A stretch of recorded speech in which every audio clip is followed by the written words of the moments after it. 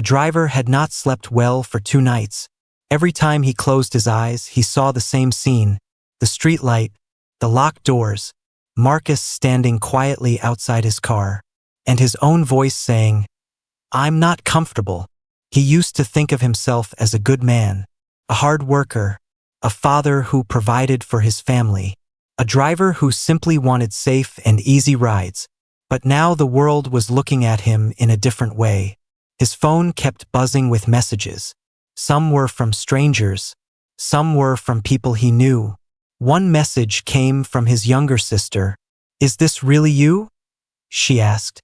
He stared at the screen for a long time before replying. "Yes," he finally typed. She responded quickly. "Why did you do that?" He did not know how to answer. He tried to explain it to himself first. He told himself he had a bad feeling. He told himself he was just being careful. But when he replayed the video again, he saw something clear. There was no real reason. There was only assumption. There was only judgment. He remembered the look in Marcus's eyes. Not anger, not fear, but disappointment. That look hurt more than the online comments. The company sent him an official email. They informed him that his account was temporarily suspended while they investigated the situation. He read the message twice. Driving was his main source of income. Without it, he felt uncertain. He felt worried about bills, about responsibilities, about how one small decision had grown into something this serious. He sat at his kitchen table. The television played news about the story again. This time they showed Marcus speaking at the community center. The driver watched carefully. Marcus did not insult him. He did not demand revenge. He only spoke about fairness. He spoke about understanding. He spoke about how easy it is to judge someone without knowing their story. The driver felt something heavy in his chest. He expected anger from Marcus, but instead he saw strength and calmness that made him feel even more ashamed. Later that afternoon, his teenage son came home from school. The boy looked serious. "Dad, kids at school showed me the video," he said quietly. The driver felt his heart sink. "What did they say?" he asked. "They said you were racist," his son replied. The word hit him hard. He had never called himself that. He never thought of himself that way. But now he had to face the question. If his actions looked that way, what did that mean? His son looked at him with confusion. "Why did you refuse him?" the boy asked softly. The driver struggled to speak. "I don't know," he admitted, and for the first time he truly meant it. He realized he had acted on fear, on quick judgment, on something he never stopped to question before. That night he sat alone in his room. He turned off his phone. He turned off the television. He sat in silence. He thought about Marcus standing under that streetlight. He imagined how that must have felt, being judged without words, being refused without reason. He began to understand that harm does not always come from shouting or violence. Sometimes harm comes from quiet decisions, from small actions that send big messages. The next morning he made a choice. He opened his laptop and wrote a message. It was not a defense. It was not an excuse. It was an apology. He admitted that his action was wrong. He admitted that he made a judgment without knowing the person in front of him. He admitted that he needed to learn and grow. His hands trembled slightly as he posted it publicly. He did not know how people would react. Some did not forgive him. Some said words were not enough. But others noticed something different. They noticed honesty. They noticed regret. Meanwhile, Marcus saw the apology as well. He read it carefully. He did not smile, but he nodded slightly. Growth does not erase pain, but it can create change. The driver understood now that cameras are not the only things that record moments. Conscience records them too. The world may forget the video one day, but he would never forget the lesson. One short sentence had changed everything, and now he knew something he would carry forever.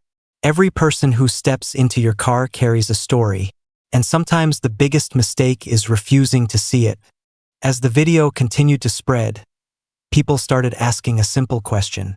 Who is the man standing under the streetlight? Who is Marcus? At first, he did not want attention. He did not want his private life shared with the world. But once his interview aired, curiosity grew stronger. Journalists began searching his name. Old articles appeared. Photos from events surfaced. And slowly, the public began to understand something surprising. Marcus was not just a man waiting for a ride. He was a respected civil rights lawyer. For more than 10 years, he had worked on cases about fairness and equal treatment. He helped people who felt unheard. He defended workers who were treated unfairly. He stood in courtrooms and spoke with confidence about justice. The night he was rejected, he was on his way to speak at a charity event about discrimination. The irony was almost painful. He had spent years fighting for equality. And just before giving a speech about respect, he experienced disrespect himself.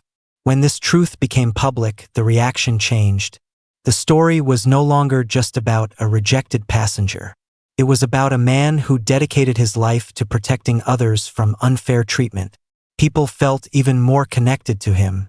They admired his calm reaction even more.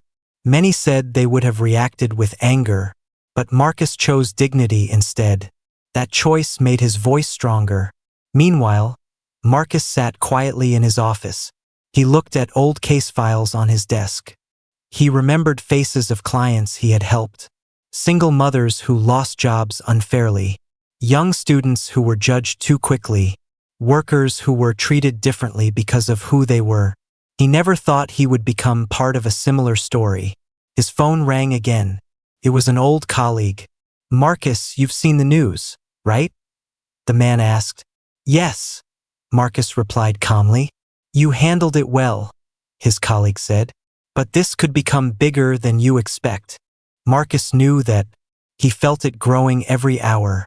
Companies were responding. Public figures were commenting.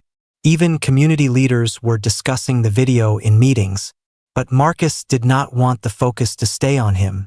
He wanted the focus to stay on the issue. Later that afternoon, he received a message from the young woman who recorded the video. "I had no idea who you were," she wrote. "I just felt it was wrong." Marcus smiled when he read it. "That makes it even more powerful," he replied. She did not record him because he was important. She recorded him because he was human, and that mattered more. Across town, the Uber driver watched the news with growing fear. Now reporters were mentioning Marcus's profession. They were calling him a respected lawyer, a leader in his community. The driver felt smaller with every new detail. He realized he had judged a stranger without knowing anything about him. He did not know Marcus's education. He did not know his work. He did not know his heart.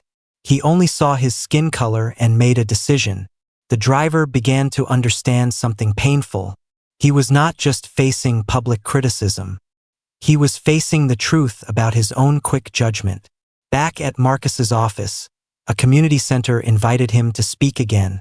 This time not about a planned topic, but about what happened to him. Marcus agreed. When he stood in front of the audience that evening, the room was full. People wanted to hear his voice directly. He began slowly. "I am not here because I am special," he said. "I am here because this happens to many people every day." The room was silent. He explained how calmness is not weakness, how silence does not mean acceptance, how standing with dignity can sometimes speak louder than anger. Many people in the audience wiped tears from their eyes. They saw strength in his composure. They saw courage in his patience. The story was growing beyond a single incident. It was becoming a lesson, a reminder that no one should be judged before being known. As Marcus walked off the stage that night, he felt something shift inside him. He realized that sometimes painful moments can open bigger doors. He did not choose this spotlight, but he could choose how to stand in it, and he chose to stand tall. The world now knew who Marcus was, not just as a passenger, not just as a victim, but as a man who turned rejection into strength. And the story was not finished yet.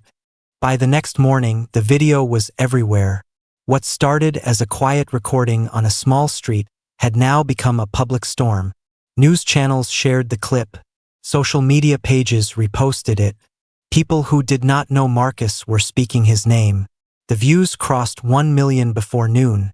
The young woman who recorded it woke up to hundreds of notifications. Her phone would not stop buzzing. Friends were texting her. Strangers were thanking her. Some were asking her why she decided to record. She sat on her bed and stared at the screen. She never planned for this. She never imagined that one simple action could turn into something so big. Meanwhile, Marcus was already awake. He sat at his kitchen table with a cup of coffee. His phone lay in front of him like a heavy weight. He had received calls from reporters, emails from news companies, messages from people who had faced the same thing before. Some messages were full of anger. Some were full of support. One message stood out the most. It was from his mother. "I saw the video," she wrote. "I am proud of how you handled it." Marcus read that message twice. He felt a small smile on his face. His mother had always told him to stay calm, to stand tall even when others tried to push him down. But this time felt different. This time the world was watching. Across the city, the Uber driver did not leave his house. He kept refreshing his phone screen. Each time he did, the number of views was higher. His name was not yet public, but people were already calling him out in the comments. Some were asking the company to take action. Some were saying this kind of behavior must stop. He felt nervous. He felt exposed. He did not expect his simple decision to cancel a ride to become a headline. He replayed the video again and again. Each time he noticed something new. The way Marcus stood calmly. The way his own voice sounded unsure. The long pause before he drove away. He realized how it looked from the outside. It looked unfair. It looked wrong. Back at Marcus's apartment, a news reporter finally reached him directly. "Would you like to share your side of the story?" she asked politely. Marcus thought carefully before answering. He did not want revenge. He did not want fame. He wanted something simple. He wanted respect. "I will speak," he said calmly, "but not to attack anyone." That afternoon, Marcus sat in front of a camera in a small studio. The bright lights shone on his face. The reporter asked him what happened that night. He explained everything in simple words. He described the locked doors, the uncomfortable silence, the feeling of being judged without reason. But he did not shout. He did not blame. He only spoke about how moments like that can hurt deeply. He said something that made many people pause. It was not just about a ride. It was about being seen as a problem before being seen as a person. Those words spread quickly. Clips of his interview were shared everywhere. People started talking about fairness in ride services, about discrimination, about how small actions show bigger problems in society. The company finally released a public statement. They said they were reviewing the situation. They said they did not support discrimination of any kind. They promised to investigate the driver's behavior. The public waited for action. Some demanded punishment. Some asked for education and change instead. The young woman who recorded the video watched Marcus's interview from her living room. She felt emotional. She remembered how alone he looked under that streetlight. Now he was speaking to thousands. He was not just a man waiting for a ride anymore. He had become a voice. And the driver, sitting quietly in his house, realized something important. He thought it was just one moment, just one choice. But now that moment was teaching him a lesson he would never forget. The world was watching, not just watching Marcus, but watching him too. The story was no longer about a single street or a single car. It had grown into something larger, a conversation about respect, about judgment, about how quickly a simple action can turn into a public truth. The ride never started that night, but the conversation had, and now there was no turning back. The video was online for only 10 minutes. First, nothing happened. The young woman sat in the cafe, stirring her coffee slowly. She checked her phone again. 20 views, then 50, then 100. Her heart started beating faster. She did not post it to become famous. She only wanted people to see what she saw. Within 1 hour, the number jumped to 1,000. Comments began to appear under the video. Why would he say that? This is not right. I feel sorry for that man. Some people were angry. Some were sad. Some shared their own stories of being refused, judged, or ignored. The woman read every comment carefully. She realized this was not just about one ride. It was about something deeper. Meanwhile, Marcus was standing on a small stage inside a bright conference room. Rows of chairs were filled with people. They were waiting to hear him speak about fairness and equal treatment. He adjusted the microphone.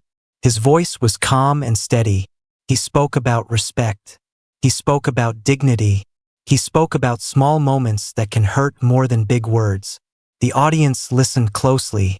They did not know that only 1 hour earlier, he had experienced exactly what he was describing.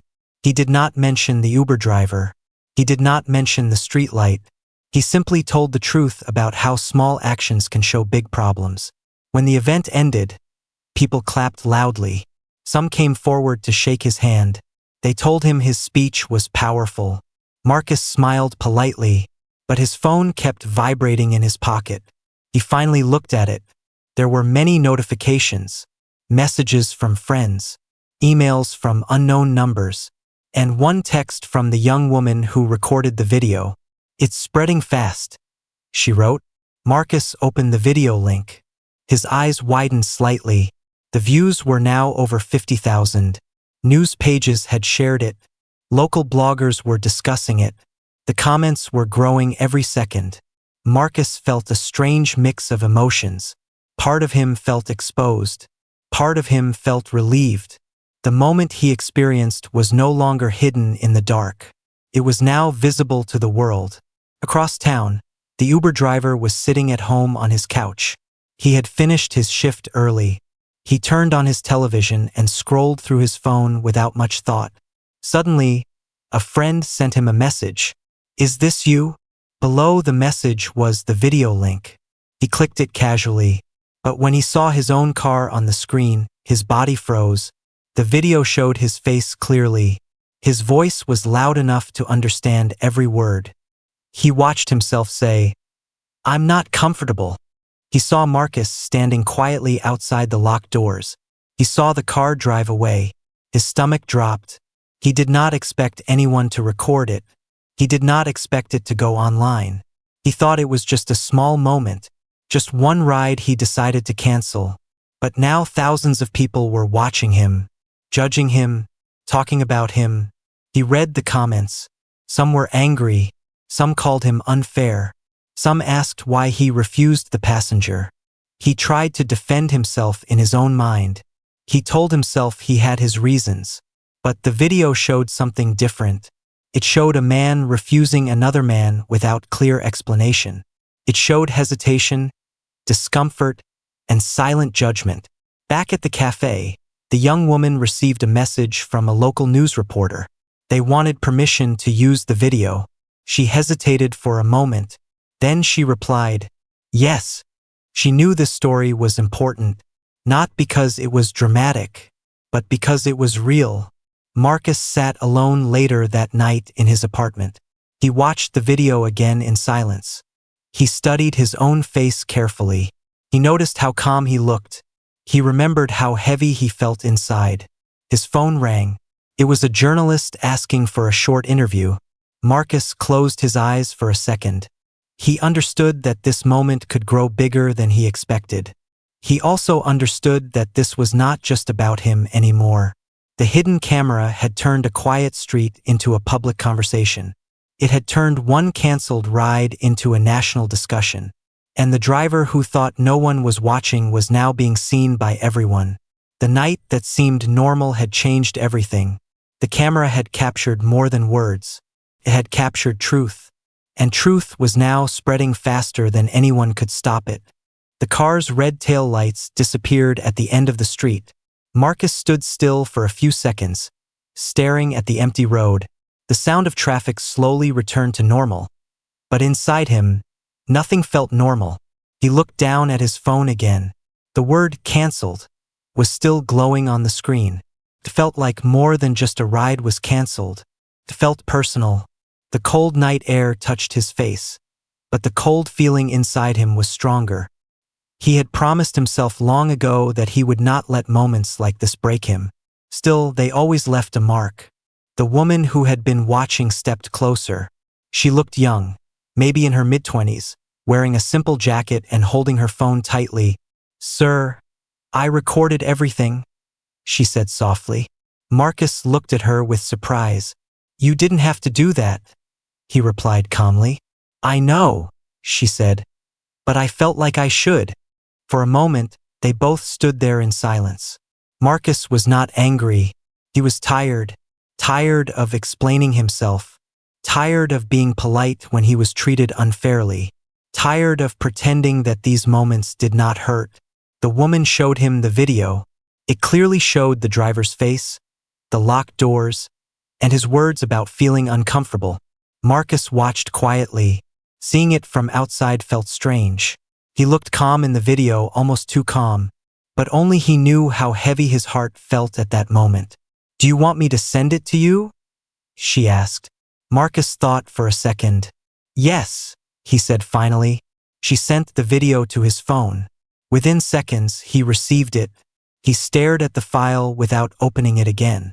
He knew this video could become something serious, but he also knew he had a meeting to attend. "I have to go," he said gently. "Thank you for standing there." The woman nodded. "I'm sorry this happened to you," she said. Marcus gave a small smile. "It happens more than people think," he replied. He ordered another ride. This time the driver arrived quickly. An older man stepped out of the car and greeted him warmly. "Good evening," the driver said with a friendly smile. Marcus smiled back and got into the car. As they drove away, Marcus looked out the window. The city lights blurred past him. He tried to focus on his meeting, but the words from earlier kept repeating in his mind. "I'm not comfortable." He wondered what the driver saw when he looked at him. Did he see a threat? Did he see danger? Or did he simply see a black man and decide that was enough reason? Marcus closed his eyes for a moment. He remembered his father's advice from years ago. Stay calm, no matter what, because your calmness is your power. Tonight he had stayed calm, but staying calm did not mean staying silent forever. Meanwhile, across town, the young woman sat in a small cafe. She replayed the video again and again. Each time, she felt more uncomfortable. She thought about how simple it was for the driver to say no, and how difficult it must have been for Marcus to hear it. She opened her social media account. Her fingers hovered over the screen. She was unsure. Should she post it? Should she stay out of it? But then she remembered Marcus standing alone under the streetlight. She remembered the locked doors. She remembered the quiet embarrassment on his face. Without writing long words, she uploaded the video. Her caption was simple: "This happened tonight." She put her phone down and took a deep breath. She did not expect much. Maybe a few people would see it. Maybe some friends would comment. She had no idea what was coming next. Back in the car, Marcus finally arrived at his meeting location. It was a large building with bright lights and tall glass doors. He adjusted his coat and stepped out of the car. The driver wished him good luck without knowing what kind of night Marcus had already faced. Marcus walked inside with confidence. No one there knew what had just happened outside on a quiet street. No one knew that a simple ride had turned into a painful reminder. He took a deep breath and prepared to speak. But far away on the internet, something had already started moving. Views were rising. Comments were appearing. Shares were increasing. The video was spreading faster than anyone expected. And the driver who said he was not comfortable had no idea that his words were now being heard by thousands. The words that hurt were no longer private. They were now public. And this was only the beginning. It was supposed to be a normal night.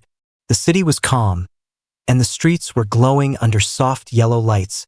Cars moved slowly. People walked home after long workdays, and everything felt ordinary. On one quiet corner, A black man stood near the sidewalk, holding his phone and checking the Uber app. His name was Marcus, and tonight was important for him. He was dressed neatly in a dark blue coat, clean shoes, and a simple white shirt. He looked professional, confident, and prepared. In less than 1 hour, he had to attend a very important meeting across town. This meeting could change his career. He had worked for months to prepare for it. He had practiced his speech again and again.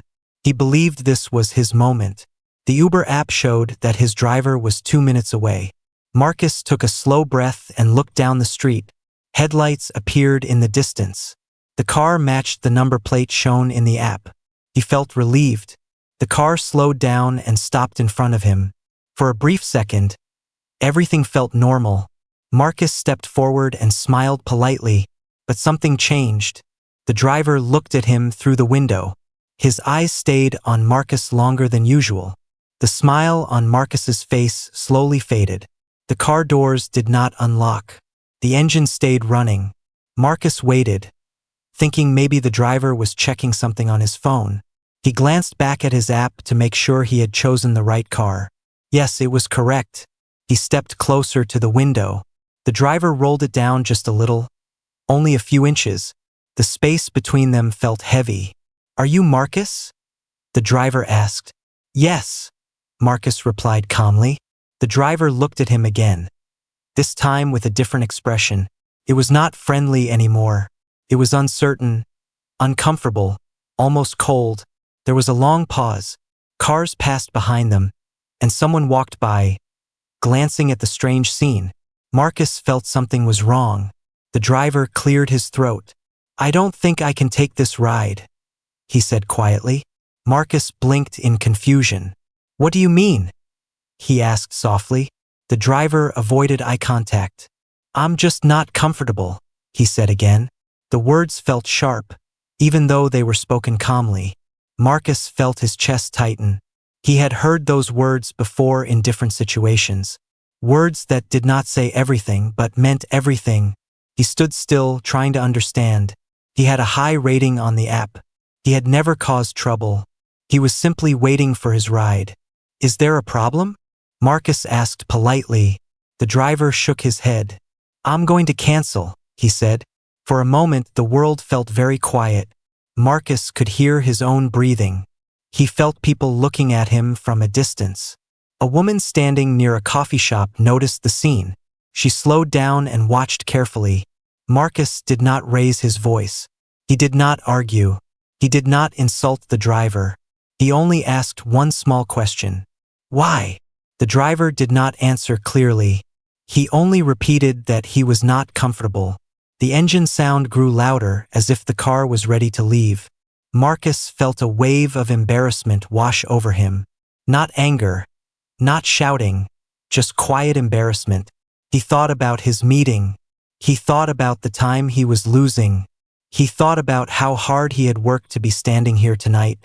Still, he kept his voice steady. "Okay," he said softly. The driver pressed something on his phone. Marcus's app showed the ride was canceled. Just like that, the driver slowly rolled the window back up. For a second, their eyes met again. There was something in Marcus's eyes. Not weakness, not fear, but disappointment. The car pulled away and disappeared down the street. Marcus stood alone under the streetlight. The night suddenly felt colder than before. He looked at his phone again. He needed to order another ride quickly. But before he could do that, he noticed the woman from across the street walking toward him. She held her phone in her hand. Her face looked serious. "Are you okay?" she asked gently. Marcus nodded, trying to stay strong. But he did not know that something important had just happened. He did not know that the woman had recorded everything. Every word, every pause, every locked door. The ride never started that night. But something much bigger had just begun. And the driver had no idea who was watching, or who was recording.